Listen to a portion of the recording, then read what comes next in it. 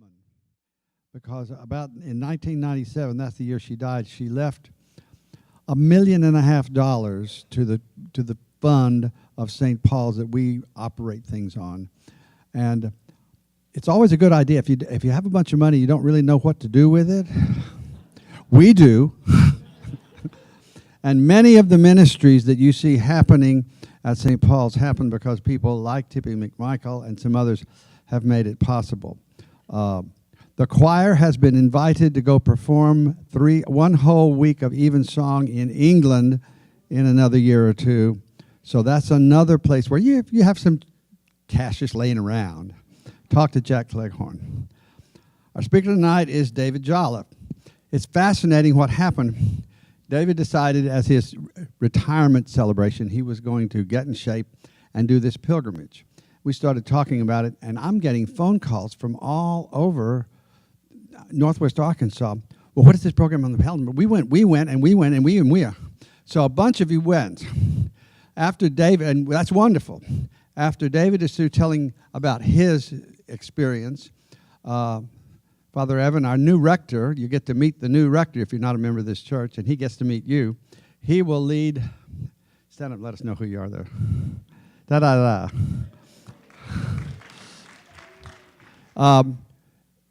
He will moderate the discussion, the conversation. It's going to kind of go wherever it's going to go. So, David Jolliffe.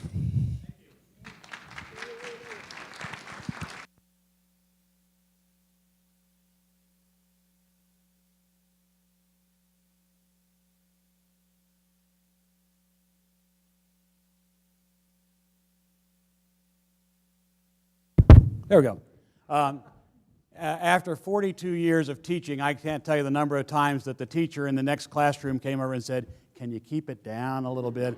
So no one has ever really had to ask me to speak up very much. But if you can hear me, let me know. And as Doug mentioned to you, this is the story of a pilgrimage, but it's also the story of a retirement. The pilgrimage story is a wonderful story in itself. This pilgrimage is actually that I took is actually one of 9 routes that travel throughout Europe that are all called Caminos. All of them end up in Santiago de Compostela in Galicia, which you can see is the far end of the thing there. This is the most commonly traveled one that I took, which is called the Camino Francés, that begins in San John Piedaport. You can see there in sort of the southwest corner of Spain, and then goes across the top of Spain to Santiago, 799 kilometers. There's some evidence that people have been doing this pilgrimage since 812 ADE. The idea is that the bones of St. James the Apostle were transported from Judea, where he was murdered at the order of King Herod. Somehow those remains ended up getting moved to Galicia, and the monks who found them then brought them to Santiago de Compostela, and to this day those bones are allegedly interred under the high altar at Santiago Cathedral. So this really began literally as a religious pilgrimage, and people could start from any place they wanted to in Europe and make their way eventually to Santiago, oftentimes taking as much as 2 years to get there and then 2 years to get home. And if you realize that in the Middle Ages, the average lifespan was about 34 years, this meant these people would take a substantial chunk of their time on earth making this pilgrimage to revere the remains of Santiago, which are to this day still an object of reverence along the way. And I'll show you a little bit about Santiago towards the end of my talk. As Doug mentioned, it was also my retirement gift to myself. I finished at 5 p.m. on June 29th this year, not 4:59, not 5:01, but 5 p.m. exactly. I retired after being an English teacher for 42 years, the last 14 of them here, and it was a wonderful career, and I thought, well, gee, what do I want to do with my new life as a retirement? I thought, I need to take a long walk to figure that out, so indeed I did take a long walk, beginning on September 2nd in San John Piedaport and ending on October 4th in Santiago de Compostela. There are some relics around the room that a number of people brought who have done the Camino. One thing that I would call your attention to, there's a small yellow book back there by a man named John Brierley, who is a really wonderful tour guide, and he sets out the Camino in 33 one-day segments. As he says, one day for each of Christ's years on earth. And this being my first time doing the Camino, I decided I would follow that religiously and stop every day where Brierley suggested that I stop. So here is the map, and I think a little more scary, I'll show you, I've had this up, is a sense of the, oh, that's not scary. Here's the scary one. These are the altitudes. And you see, the very first day is baptism by fire, because you start at Saint-Jean-Pied-de-Port and you go straight uphill for about 18 kilometers. Then you are on the top of the hill for 3 or 4 kilometers, and then you start going down again, and you very quickly realize that going downhill is much more difficult than going uphill. And you also realize that in this part of the world, curiously, the rock comes up sideways. Most places where rock is coming up, it's coming up flat, parallel to you. Here, the rock is coming up sideways. So as you're going downhill, very, very steeply downhill into Roncesvalles, you realize, maybe this is the day that you're actually going to die of pain. And this was the only day that I actually got cramps. I got bad cramps that very first night. I was in a hostel in a room with 12 beds, and when you have leg cramps, you want to die. You want someone just to shoot you. So fortunately, there were 2 Italian guys in there, both of them physical therapists. Neither of them spoke a word of English. Each of them came over and grabbed one ankle and one push and just pushed it forward and got to get to the cramps. And then they gave me little packets of magnesium to take the next day. So in some ways, it really is emblematic of the friendships that you make on the Camino. These are wonderful people you get to meet from all over the world. As you see, there's a little bit of climbing every day. There's a big climb that you take to go into a town called Fontauban, and then an even more stark climb straight uphill into a lovely town called Ocibreros. And if you go to Spain, you need to learn how to do Lisp, because they don't do Ocibreros, it's Ocibreros, and I have a few shots of that as we go along. I would like to talk for about 20 minutes or so and then show you some slides, and then I'd like to turn to people who've gone on the Camino themselves and have them share their own experience, because there's lots of us who have done just that. Hang on me. And if anyone can see my cursor, there it is. This is not on a PowerPoint, it's just... So there I am on the first day, bright, eager beaver, ready to go, wearing my Pittsburgh Pirates cap, which I did all along the way. I grew up with the Pirates. You'll see sticking out of the top of it is a sleeping bag, which I very quickly realized I didn't need, and I mailed it back to myself. And I'll explain to you here in a moment. So this is right outside the tourist office in Saint-Jean-Pied-de-Port, where you have to get your passport. Now, you'll notice back there, I brought my passport. I know Gabi Schaefer brought her passport as well. Did anyone else bring a passport along, the Camino folks? They give you this passport at the beginning, and you have to have it stamped once a day wherever you are, and you get them stamped at your hotel, your hostel. If you stop and have a coffee, if you have lunch someplace, they'll always stamp it for you. 1 a day along the way until the very last week when you have to have 2 a day. And this is what you then present at the end of the Camino. When you're in Santiago, you go to something called the Compostela office. You show them their passport. They ask you a few questions about the spiritual nature of your walk. And then you are awarded one of 2 certificates, or both of them. And I put them back there. One is actually the Compostela itself, which shows that you have done the walk. And then the other is a distance guide, how far you've walked. So it's very important you get your passport and get on your way, which I did early that morning. Here's a bit of a view of the very first day. You're crossing the Pyrenees, you're coming straight uphill, you see the path coming up and the pilgrims making their way up there. I should say I was one of the luckiest hikers in the world. A typical September in Spain has 9 to 11 days of rain. We had an hour and a half of rain the entire month. It was a beautiful month to walk.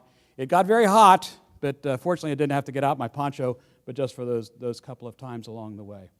When you're at the top of the hill, lots of sheep. I think they're going to be making blue sweaters out of those sheep.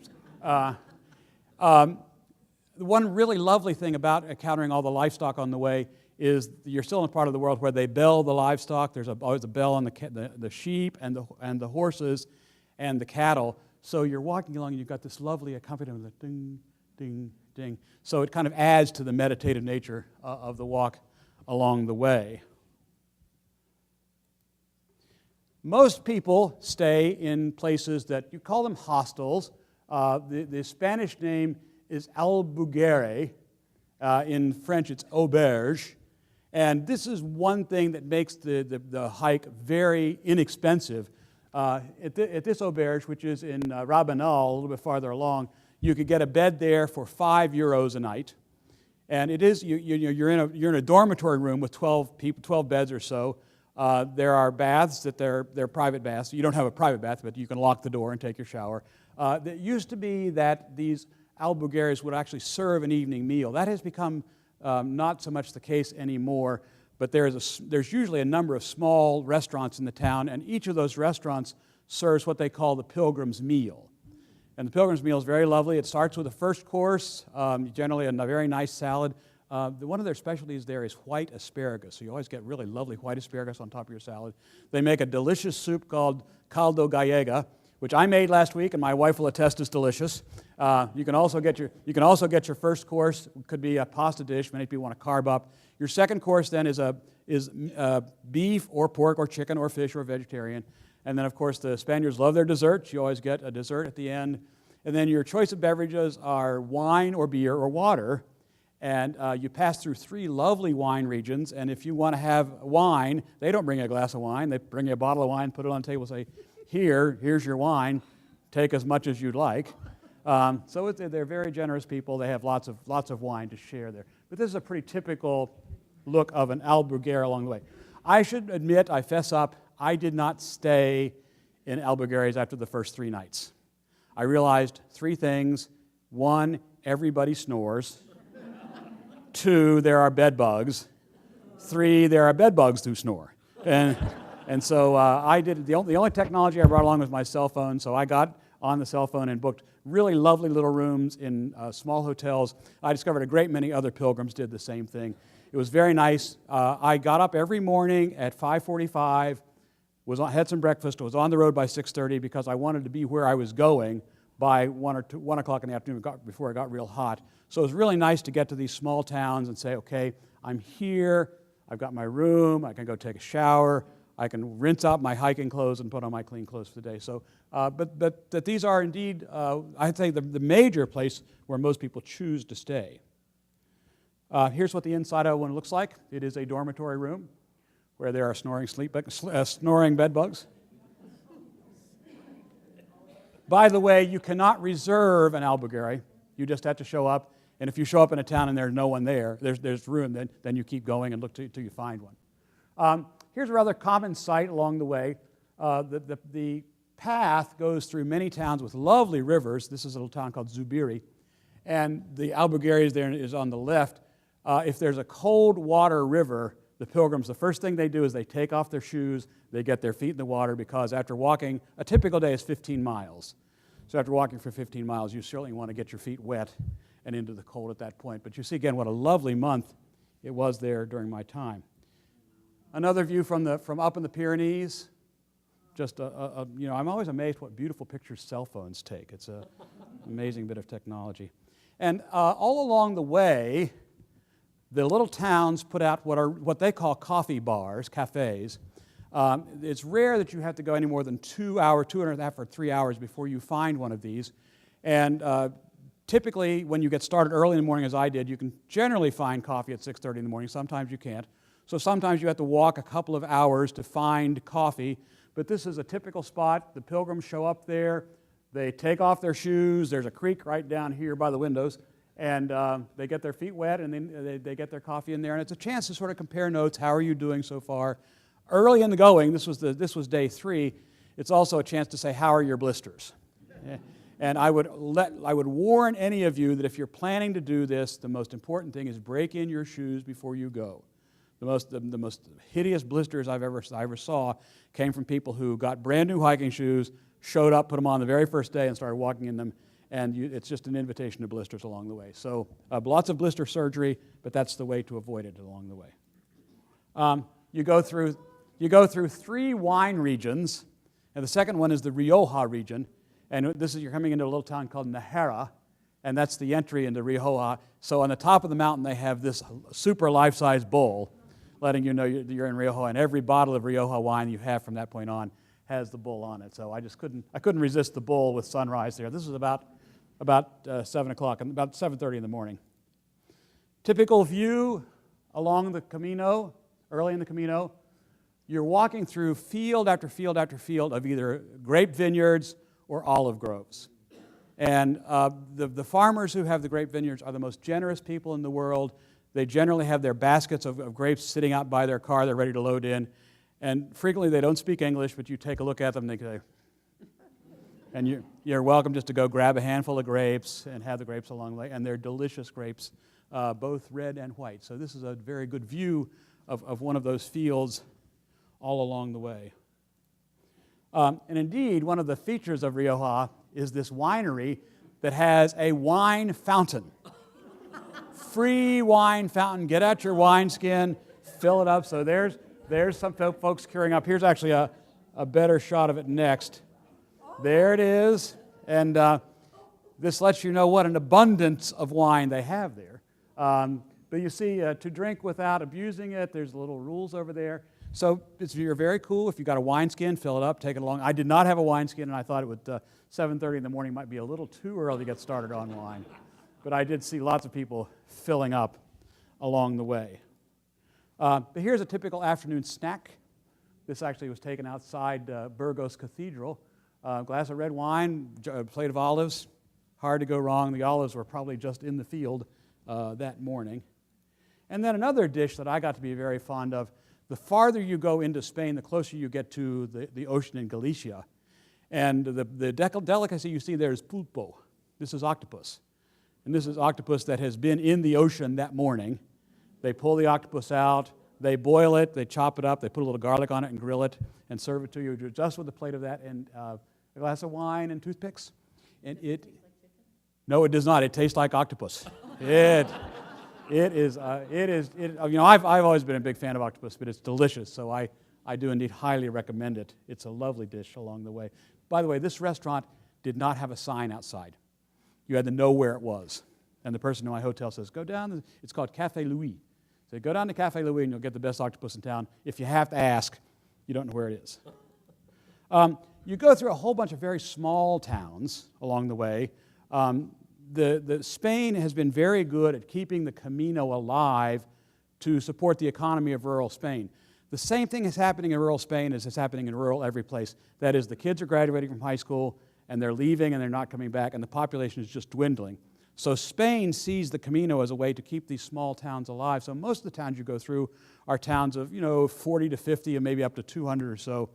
But you do go through 3 substantial cathedral cities, and the first one you go through is Burgos, and this is their lovely Gothic cathedral at Burgos. Also a really wonderful place. If any of you are interested in anthropology and archaeology, there's a Museum of Humanity, it's called, in Burgos. You go there, and your admission to that museum gives you admission to a wonderful archaeological dig that they're doing in the mountains beyond Burgos that you're welcome to go take part of while you're there. I found it very interesting.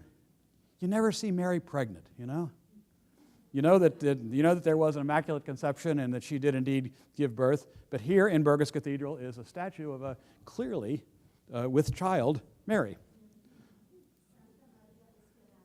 Yeah, full of hope, right? Another shot of I think that's me in the shadow early in the morning.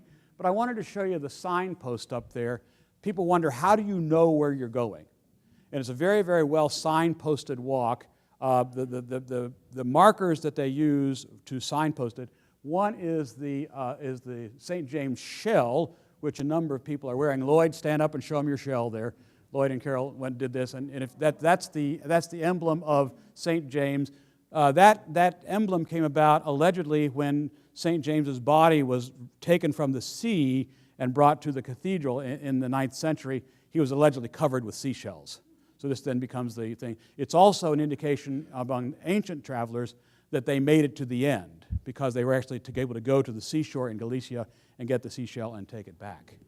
So the seashell, they have the yellow arrows. You always kind of know where you're going. I must admit that I try to get started early walking every day. Here's another trip through what's called the Meseta, the middle of the country, sort of like Spain's answer to the Midwest. I tried to get up, start walking early every morning, And only one morning did we get mercilessly lost. There were about a dozen of us, and we were hiking in the dark. We hiked for an hour before the sun came out, all with our little headlamps on. And there was one man among us who says, "I know exactly where I'm going, follow me." And he got us mercilessly lost. Guess what his profession was? He was an air traffic controller. So he eventually got us unlost. So it's too good to be true.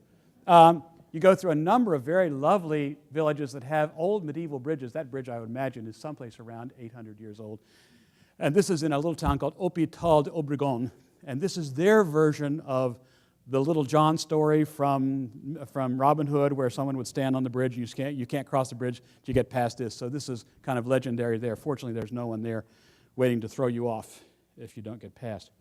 In addition to walking the Camino, there are two other options. You can go by bicycle.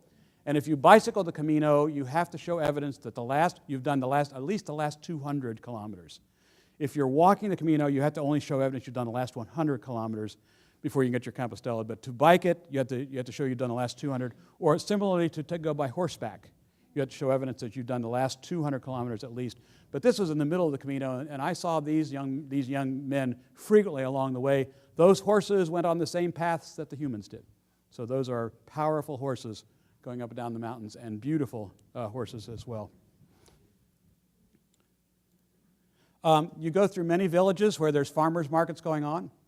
And so this is an early Sunday morning farmers market. I had a choice of taking a look at the vegetables or the pastries. And I was attracted to the pastries. And again, very generous people. They see your shell, they see your backpack. They say, "Oh, come have a roll." They're not interested in making money. They're saying, be our guest. They love the pilgrims coming through the town. So it's a lovely atmosphere they're doing there. Anytime you pop into a coffee bar, there's always a cat. Always a cat to welcome you. So that was about 3/4 of the way through, and this cat just decided he wanted to be my friend. I love in the background, you see John Lennon lyrics on the background there. It tends to be a very groovy walk. There's lots of groovy people along the way. More evidence of that as we go along. Here we are halfway through the Camino in a little town called, where was I? I was Carrion there. We're about halfway through. Very encouraging to see. I only had another 300 kilometers to go at that point. As I mentioned, you frequently see these little signs, "Come to meet yourself." And you might say, "Oh, isn't that corny?" But indeed, there is something to it. I think you do find an awful lot of time to be by yourself and to think, to ruminate. I journaled regularly during this point. People wonder, is it a solitary existence? First of all, I did go by myself. I asked Gwen if she wanted to go, and she said, not only no, but hell no. So I was by myself. But, there were 10,000 people on the Camino the month I was there. So, it wasn't packed because that's spread out over 799 kilometers. But there were times when you'd have to say, "I'd like to be by myself." And you sort of back off and go by yourself.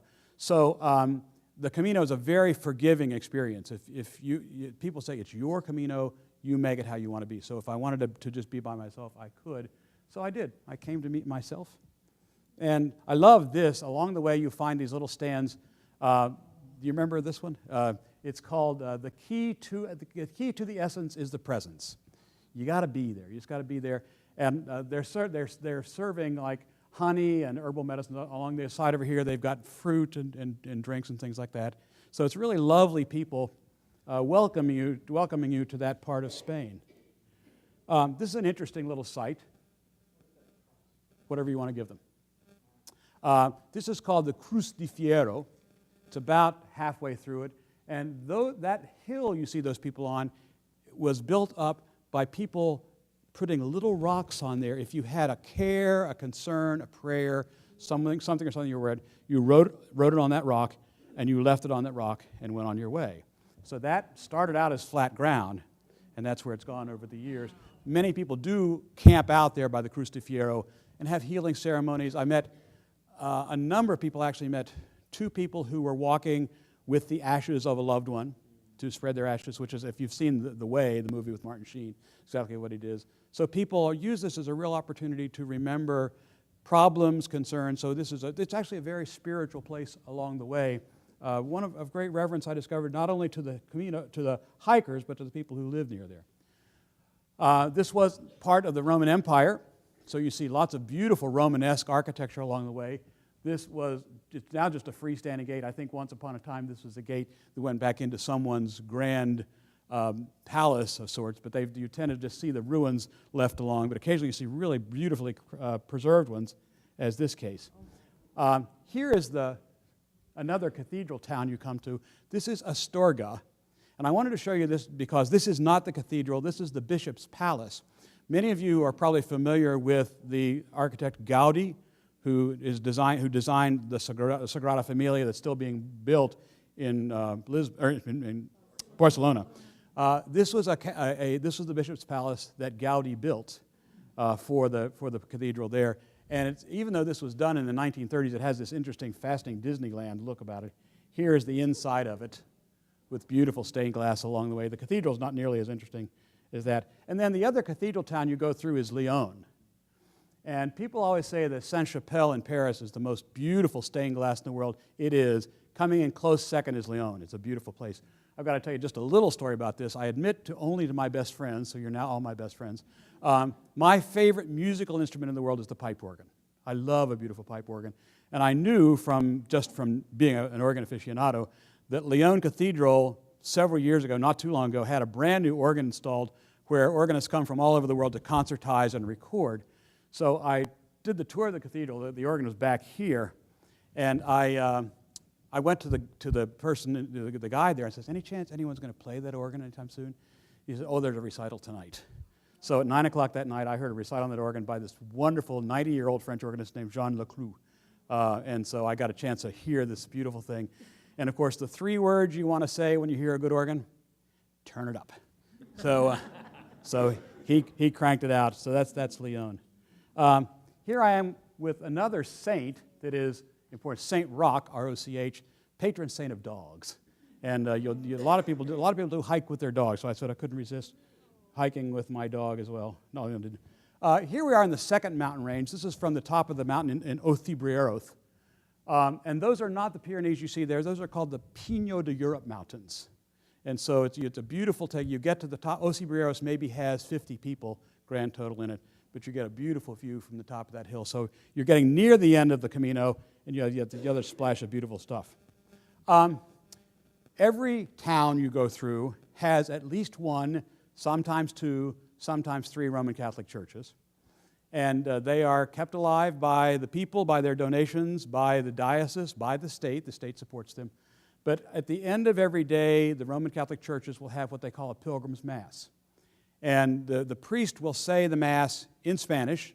If you know the mass, you can kind of know where he's going. But at the end, he invites all the pilgrims up and he says, "Where are you from? What's your native language?" And he gives a blessing to all the pilgrims. So it's a pilgrim's blessing in your native language. So there we were. This is the night before we went into Santiago. And he probably did the blessing, I imagine, in about a dozen languages from all the people who were there. So it's a nice little touch along. That's the shell over the altar. That's the St. James shell, which you see over the altar along the way, right? Here we are getting to Santiago with my 2 good friends, Gita and Martin, whom I ended up walking with. You end up forming what I call Camino families.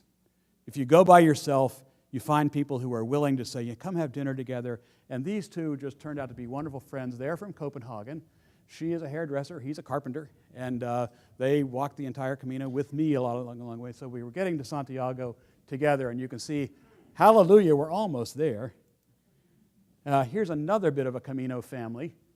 This is sort of Martin and Geet again.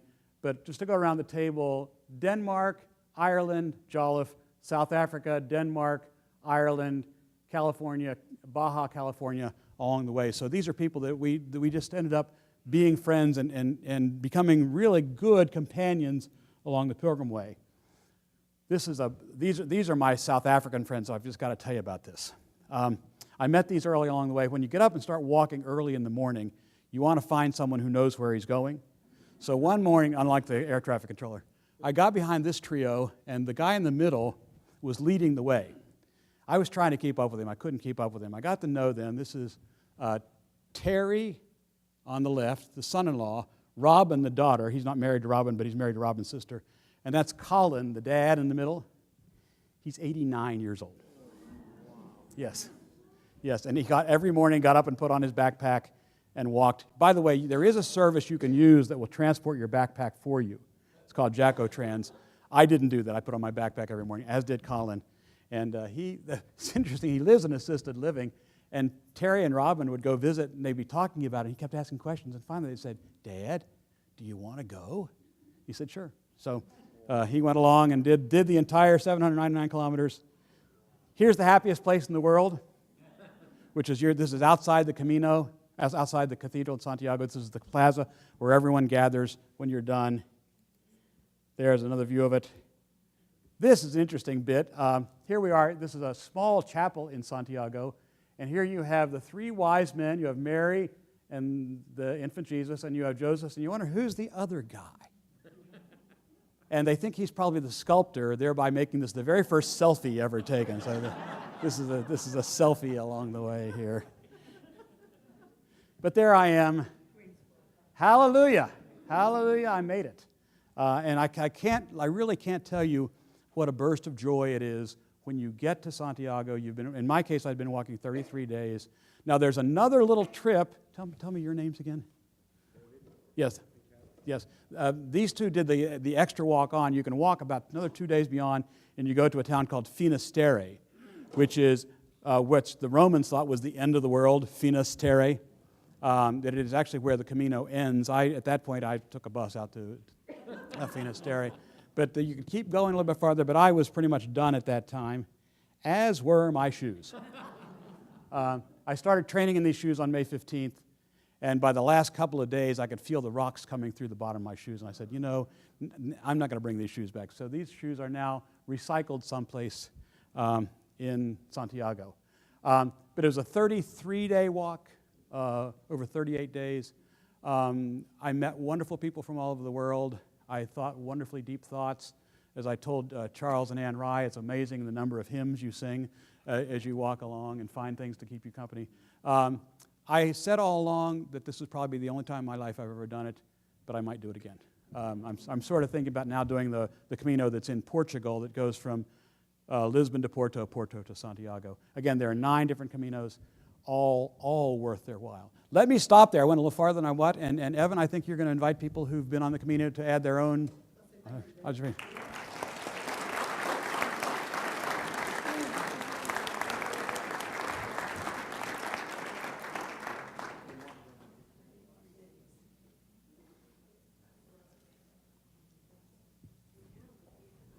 Here it is.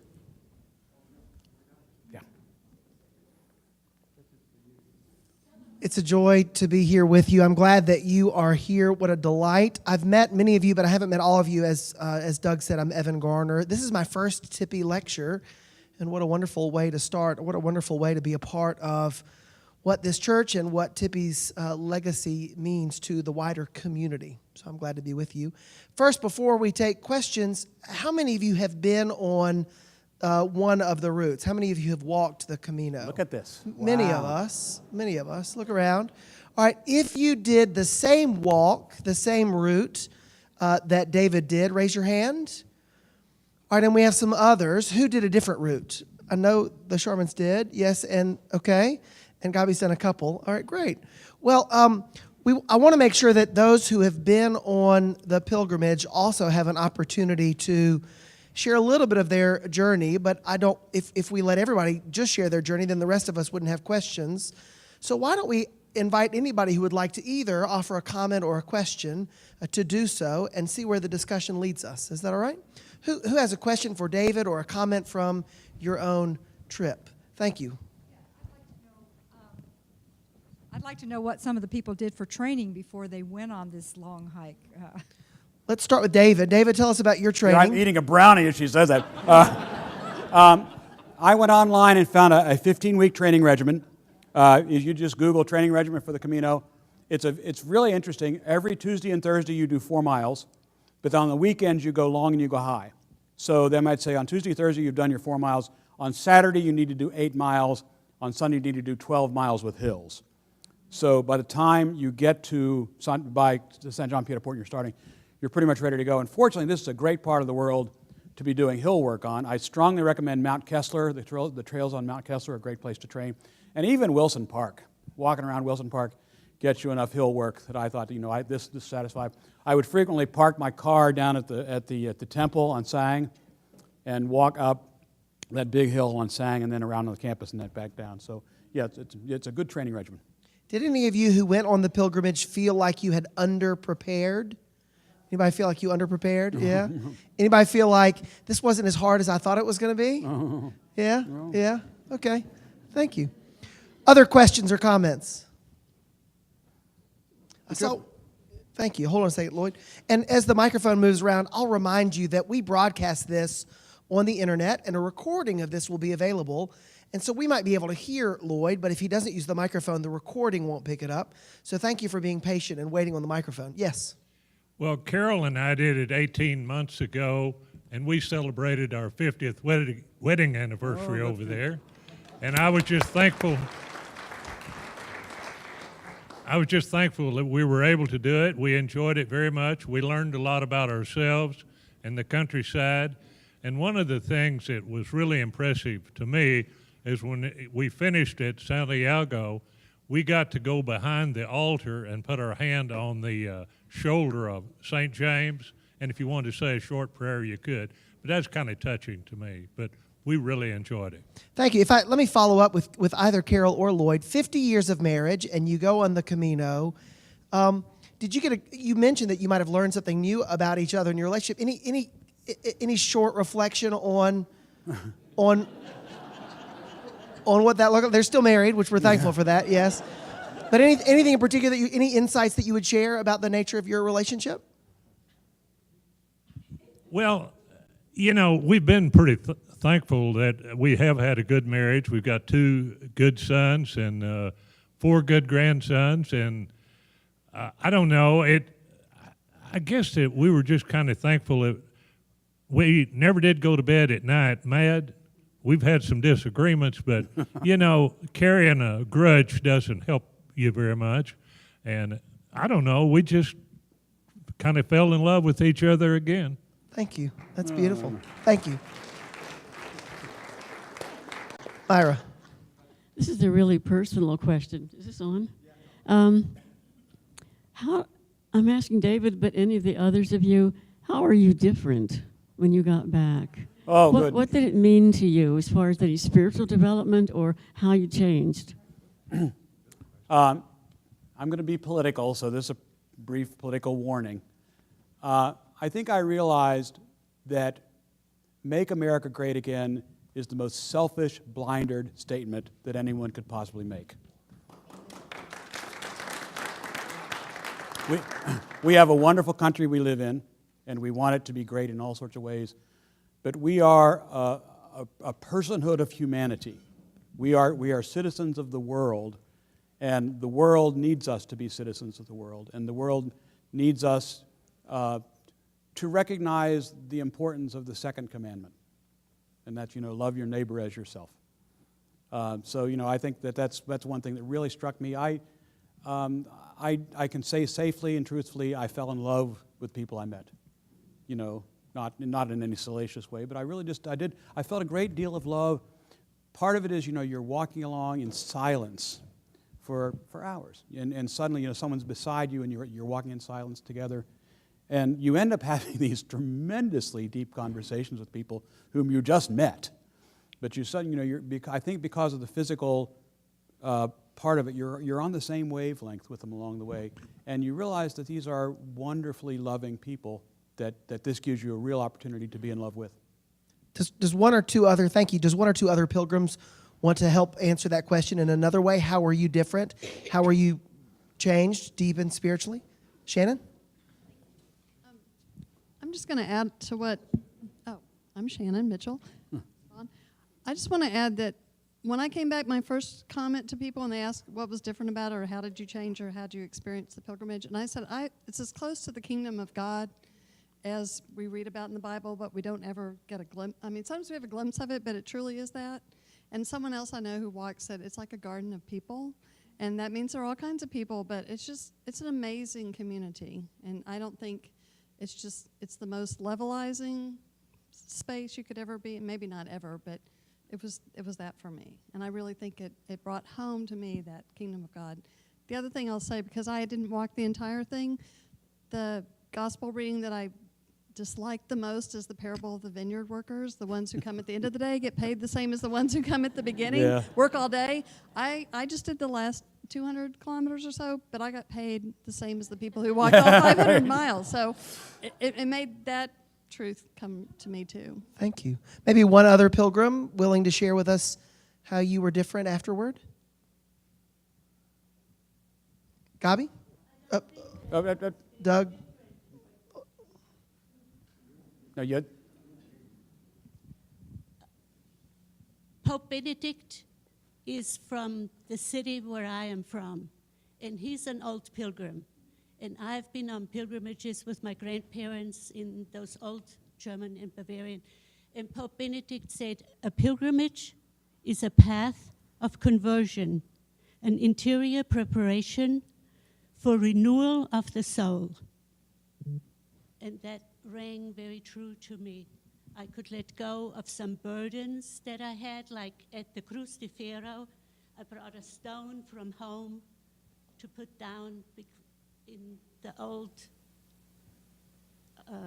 pagan tradition. It was an old pagan ceremonial site. You brought a stone and you put down the stone. You let go of a burden. Then being out in nature for so long, and I did not have, I had a totally different rhythm. I did not get up early in the morning. I went to church often. I had breakfast with people. I didn't even have a headlamp. I just went, and if I saw a place that was a good market or something, I would just stay for the day. And I had absolutely no agenda, and I walked by myself most, and then I walked with Kathy, and was just being out in the woods for days. I just loved that. Or when I walked across the Alps, I just absolutely loved it, being out there with, and the first time I walked the Camino de Santiago, I walked in August, and I was the 1,663rd person. So that was 2002. There were fewer people. Thank you. Thank you, Gabi. Other questions or comments? Kathy. I'm not going to stand. I'm just going to honor Gabi, who has walked this 3 times, you need to know. Thank you. Do you hear that Gabi Schaefer's walked the Camino 3 times?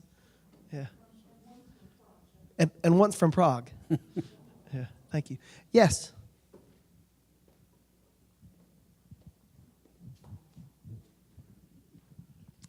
This is really an enlightening evening for me. I didn't know anything about the Camino until I walked into this room today, and it's fascinating, it's inspiring. And I'm wondering, David, did you know Spanish or did you study Spanish? I had 2 years of high school Spanish with Senora King, and I can't tell you how many years ago that was. So I got by, I lived in Chicago for 21 years before I came here, and you sort of need to learn some Spanish there. But I know I worked on my Spanish. What I discovered was that rural people, wherever they are, give directions the same way every place. Well, you walk up to that red barn at the top of the hill, but you don't want to stop there. You want to go about another 100 feet beyond that. You're going to come to a green plug where there may be a goat there. If there is, you want to turn there. If not, and they're doing it in Spanish, of all things. So yeah, it was a challenge along the way. Yes. Thank you. Other questions or comments? Right behind you, Doug. How many pounds was your backpack? My backpack was exactly 10 kilos, about 18 pounds. How many pounds is 10 kilos? And they say, actually all the guidebooks say if your backpack weighs more than 10 kilos, take something else. So, and really, there were things that I mailed back to myself early in the going. It's about 22 pounds. 22 pounds, yeah. 22.1 pounds.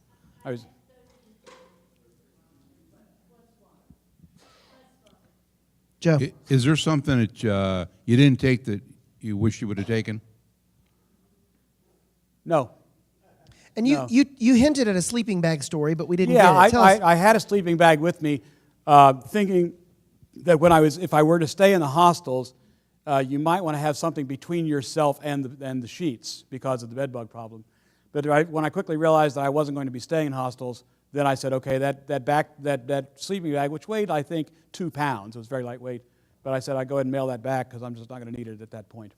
Thank you. And did you walk every day? I read where some people I walked every day, yes. take time off. Yeah, I had 2 graduate students at the University of Arkansas who were threatening to commit holy matrimony, and they wanted me to come back and be the officiant at their wedding, which I was. So I kind of was on a schedule to get back to marry these 2 kids. In the front. Thank you, Doug. You said at some point there were 10,000 people walking that month. Did it ever feel crowded? It did. Yeah, there were times when I simply had to say, well, Peter, it does, it's very crowded at the beginning, and then it sort of spaces out. It gets crowded again near the end. Remember, you only need to do the last 100 kilometers to get your Compostela. There's a little town called Sarria, which is 111 kilometers from Santiago. So at Sarria, you begin to see all sorts of people showing up there to do the last 100 kilometers. But I don't cast aspersions on them, and that's what they did. I felt very envious of the Europeans, because Europeans can pop on an EasyJet flight or a Ryanair flight, and they can go to wherever they left off the Camino and pick up there. My friends from South Africa, took them 36 hours by air to get there. It took me 24, and I said, no, we're going to walk the whole thing. So yeah, it's Russell. All the way in the back, Russell.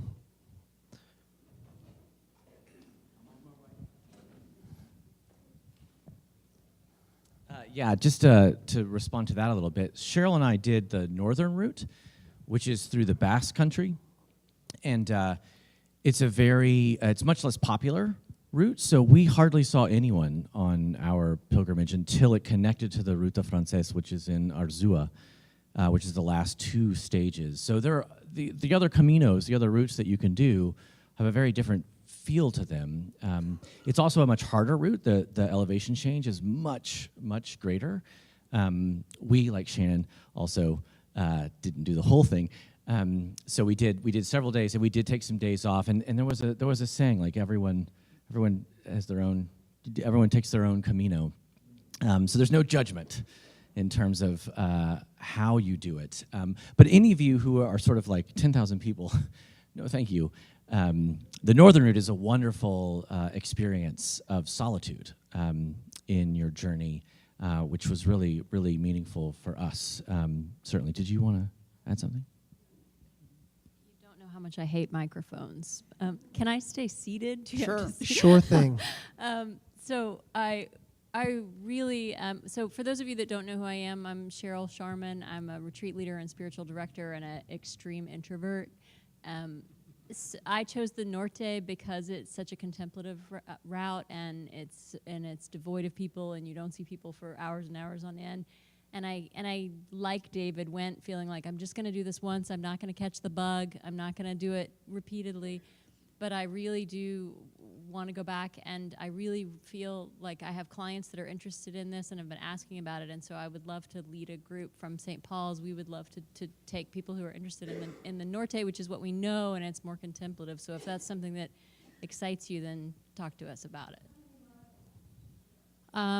So we cheated a lot, which is adds to my sense that you need to do your own Camino. I have a lot of chronic health issues, and a lot of people with chronic health challenges feel like this is not something that they can ever do in their lifetimes, and I wanted to sort of prove that you can and come back and report that to them. So we would hike like 3 or 4 days and then take a day off and rest up. But I think we did maybe 150 or 200 kilometers total. If you do the entire Norte, I think it's just as long, close to what David did, yeah. But we met a lot of people on the Norte who had done all the others, and then they thought, I can do the Norte, the whole thing, and they blew out knees the first day and had to fly back to South Africa or wherever they came from. So it is not for the faint of heart, and it's okay to cheat on the Norte. Anybody else done the Norte? Did anybody else do the Norte? No? Oh. Carol has a comment or a question.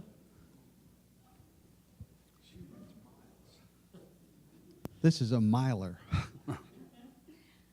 this is on a lighter note, but I want to give you an example of just how small this world is. I'm walking next to a lady, and one thing Lloyd will say about me is I talk a lot. But anyway, I said, well, where are you from? And she said, Oregon. I said, oh, okay, I'm from Arkansas. And she said, well, my daughter attends Hendrix College. And I said, well, I went to Hendrix.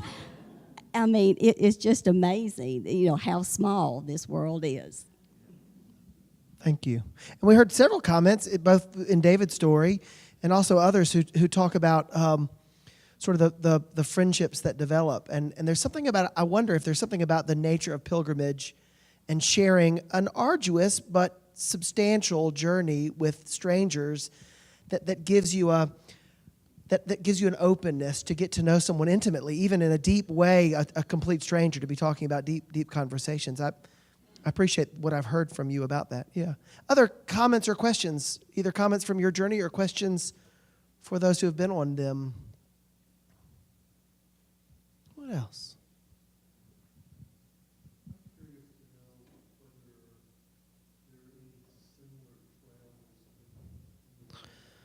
Thank you. The question is, curious to know whether there are any similar trails in the Western Hemisphere. Anybody else done a pilgrimage, a spiritual pilgrimage or a journey? I think, of course, the Appalachian Trail, the Pacific Rim Trail, some other substantial hiking trails. The Blue Ridge. The Blue Ridge, Parkway. some substantial hiking trails. The Trail of Tears, does anybody know how often the Trail of Tears gets walked as a spiritual journey? Walked? Yes? Yep. Hold on.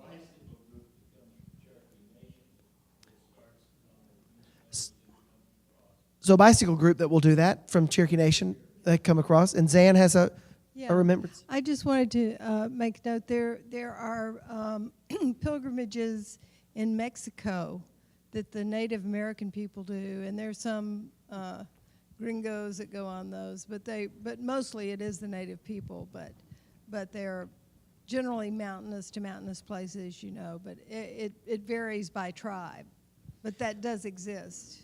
Thank you. And that invites maybe some just shared reflection, some group reflection on the difference between a vacation and a pilgrimage.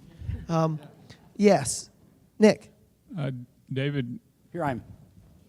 I was looking at your certificates back there, and the first one said David, and then the second one said David E.M. David M., yes. That second one's in Latin, so my first name in Latin would be David M.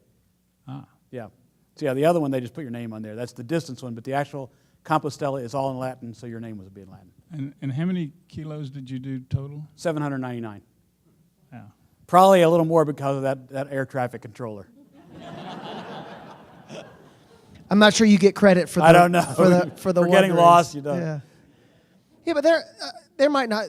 When I think of pilgrimage, I've been a part, and I bet you have too, a part of pilgrimages closer to home. They might not be as physically arduous, but powerful pilgrimage. A group here at St. Paul's, the Becoming Beloved Community Group, is planning in the fall a pilgrimage to celebrate the anniversary of one of the largest lynchings in American history that took place right here in Arkansas.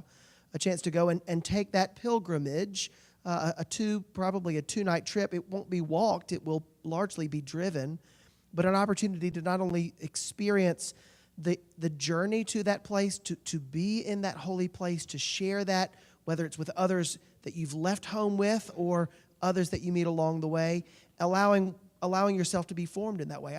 I've been a part several times of a pilgrimage in Alabama, where I'm from, to Hayneville, Alabama, where Jonathan Daniels, a martyr in the Episcopal Church, was martyred as he stepped in front of a white supremacist shotgun in 1964, 5. And that's a pilgrimage that many take every year on the anniversary of his death to stand in the place where he was killed.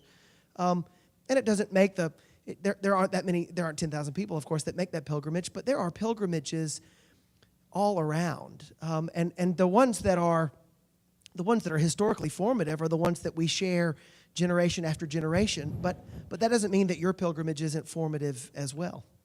Jackie and I took a pilgrimage across on Iona in Scotland. We went across parts of Scotland and then all over Iona. And The stone I took off the beach is still in my pocket every day. When I picked it up off the beach, it was pure white. And But Jackie's been on the pilgrimage to Canterbury, is that right?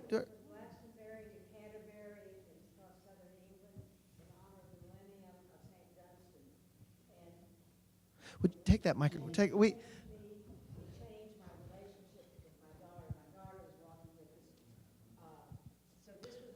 So Glastonbury to Canterbury.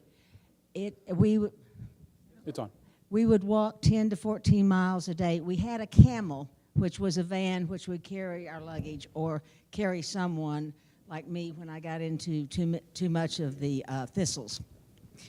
Yeah, that wasn't fun. But you said, what's the difference between a vacation and a pilgrimage? One thing is intent. The other thing is, for me, a pilgrimage involves some sacrifice of comfort, sleeping on the schoolroom floor or the Red Cross house floor and having somebody snoring in your ear that you don't know. It's a bit upsetting. But she and I formed a bond because one of the things I've found about myself on pilgrimages, I see the worst side of myself. I don't see the public persona of always smiling and kind, and no, the other one comes out. And I have to deal with it, and I have to figure out how to deal with it in the rest of my life. So that was a long walk, but there was a parade into Canterbury Cathedral that I will never, ever forget. We had to wait to go into the church, so we were seated in what we would call the congregation, and we started singing. We're going to wait, we're going to do something with it. Because by then, it was such camaraderie, and my daughter was shocked the last morning when we got up, and all of a sudden, these guys were wearing purple shirts. She'd been sleeping next to bishops. Oh, wow. Thank you. Other questions or comments? Other questions or comments? There's one all the way in the back. We're giving you some exercise tonight, Doug. Look who it is. No, I just wonder if Jackie would share her pilgrim's prayer. The question is, will Jackie share her pilgrim's prayer?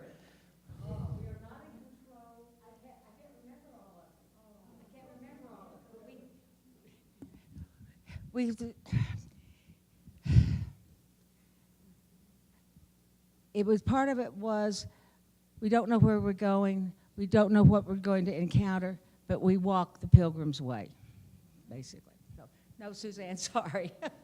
Thank you. You know, I'm not in the footslog way. We had some literary folks that wrote poems on the way too. Thank you. We've got time for maybe one or two more questions or comments. All the way in the back, Elliot. Hold it, here it comes.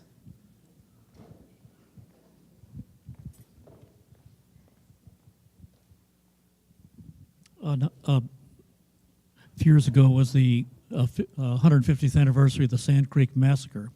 And on that occasion, they have started a pilgrimage from Sand Creek, which is in southeast Colorado, up to Denver, where there's a monument where they walk and ride horses. So it's a... Have you experienced it? I have yet? not. Not yet. No, I haven't. Thank you. Other questions or comments for us? Anybody else who's been on the Camino want to share an insight that you haven't heard yet?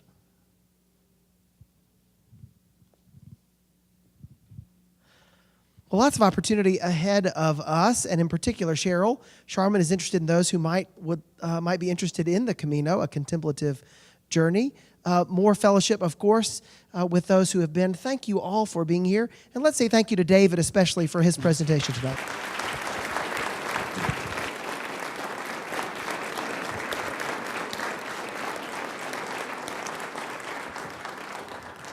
Thank you all very much. Have a good evening. Thank you.